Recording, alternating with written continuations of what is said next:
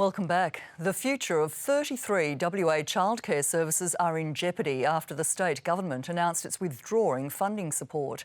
Heather McDonald reports parents fear the centres could close or be forced to put up fees.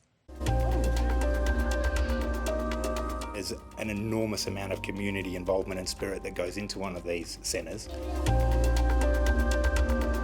Families, children will miss out. I think it's very short-sighted and we're calling on the government to reverse its decision. Like many parents, Paul Masters says it was tough deciding to put his children in daycare.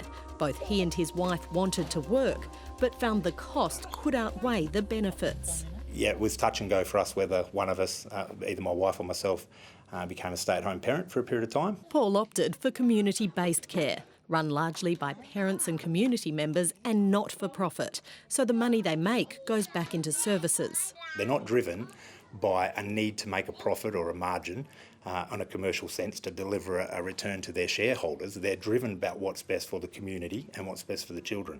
Paul's furious the state government's withdrawing funding support from 33 community-based childcares from 2018, saving about $1.4 million a year.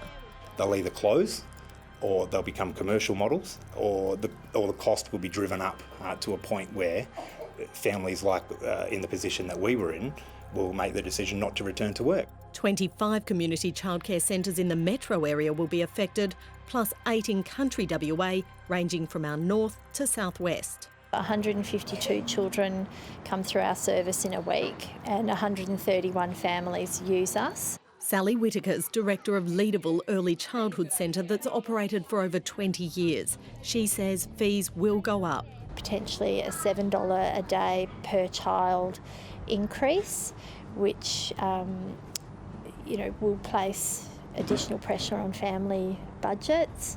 Until now, the government subsidised the leases of the community-based centres and it pays for property management and maintenance. Now they're pulling out. I just think that's cost shifting and it's unfair. It'll also give us different outcomes. So one local council wants to charge their centre $80,000 a year.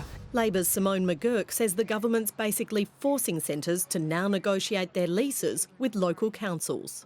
Why should the local council pick up the bill when the state government is cash-strapped?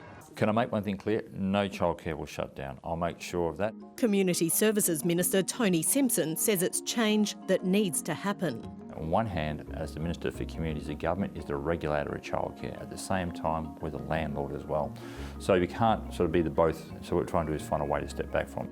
Of 310 community-based childcares in WA, only 33 are subsidised. The Minister says half a dozen are okay with the changes. We've got the next 2 years to work through to make sure we have a smooth transition and make sure mum and dads understand that, make sure we keep that community childcare operating, make sure we can keep the competitive price and work with them to come to a solution that we provide good childcare. The government is in a crisis and they are looking for easy targets. That's what it is. Is the government clutching at straws and just trying to save money wherever it can? It's not about saving money. $1.4 million is not a huge amount of money, but the more important is about getting the ownership of the buildings right. Paul says he'll continue to fight to keep his community daycare just as it is.